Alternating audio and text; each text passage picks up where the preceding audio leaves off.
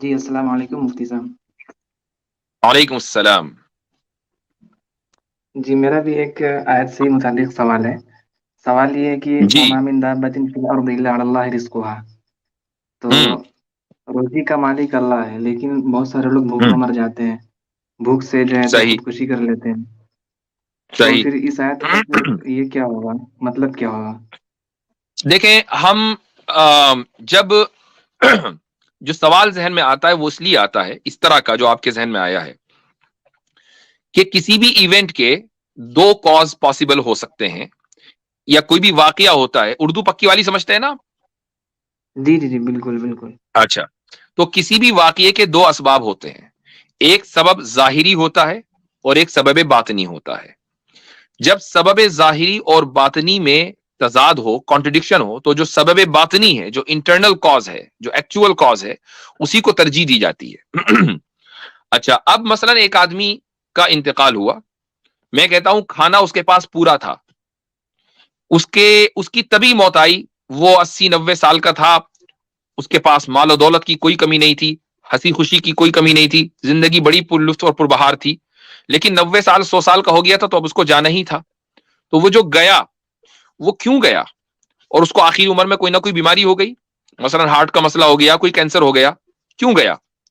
آپ یہی کہیں گے نا بھائی اس نے اپنی مدت پوری کر دی، اس کی جی زندگی جی پوری ہو گئی اس لیے چلا گیا، یا اس کے علاوہ کوئی دوسری تعویل ہے؟ یہی کہیں گے نا. لیکن جی ہاں. جو اس کی زندگی پوری ہوئی یہ اس کا سبب باطنی ہے، اور جو اس کو بیماری ہوئی، مثلا اس کو کینسر ہو گیا، اس کا ہارٹ کا مسئلہ ہو گیا بڑھاپے کی وجہ سے، یہ اس کا سبب ظاہری ہے. ہم ظاہر کو دیکھتے ہیں، باطن کو اگنور کر دیتے ہیں.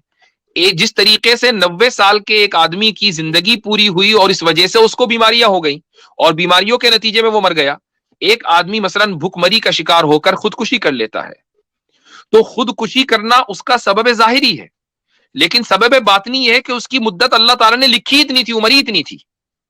تو جب اس کی عمر ہی اتنی ہے تو اس کے بعد اس کے لیے ایک لمحہ بھی جینا ممکن نہیں ہے، اس کے لیے اس دنیا میں رزق اتارا ہی نہیں گیا. اب اس کا رزق کہیں اور ہے، جو بھی اچھا ہے یا برا ہے تو اس کو جانا ہے اس دنیا سے.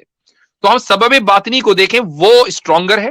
سبب ظاہری محض ظاہر کا معاملہ ہے، اور جب دونوں کے درمیان کانٹرڈکشن ہوتا ہے تو سبب باطنی راجے ہوتا ہے، پریفرڈ ہوتا ہے سبب ظاہری کے اوپر.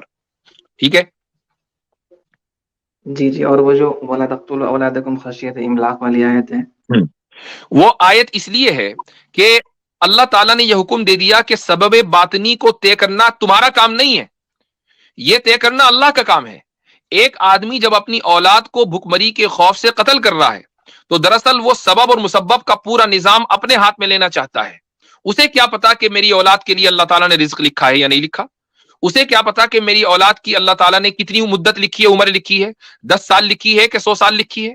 لیکن ان کو قتل کر کے دراصل وہ اللہ تعالیٰ کی اس خدائی میں شرکت کرنا چاہتا ہے جو اللہ تعالیٰ نے اپنے لیے خاص کی ہے، کہ سبب اور مسبب کا نظام اور اس کا فیصلہ کرنے والا وہ تو اللہ ہے، انسان کیسے فیصلہ کر سکتا ہے؟ اس لیے اللہ تعالیٰ نے انسان کو منع کیا ہے. جی جی. تو وہ رزق کو کہاں فٹ کریں گے کہ الا علی اللہ رزق، وہاں پہ اللہ کے رزق ذمے رزق ہے تو کتنا اللہ سا تعالیٰ رزق ہے، کے کیا ہے ذمے وہ؟ اس طرح رزق ہے کہ اللہ نے ایک مدت متعین کی ہر انسان کی، اور اس کی موت کا سبب متعین کیا کہ اس سبب سے مرے گا، اور اس ڈیوریشن میں اس کو جتنا ملنا ہے وہ اس کو مل کر رہے گا، اس ڈیوریشن کے بعد نہیں ملے گا، اور اس ڈیوریشن میں ملتا رہے گا. یہ رزق کو ہم اس طریقے سے فٹ کریں گے. اور اور یہ بھی کہہ سکتے ہیں کہ اس کی خواہش کے مطابق بھی نہیں ملے گا.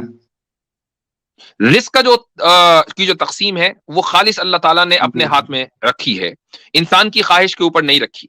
اگر انسان کی خواہش کے اوپر رزق کی تقسیم ہوتی تو ہر ایک آدمی اس وقت امبانی اور اڈانی ہوتا. اڈانی تو خیر آج کل کوئی نہیں ہونا چاہتا، لیکن امبانی ہوتا ہے نا. جی جی.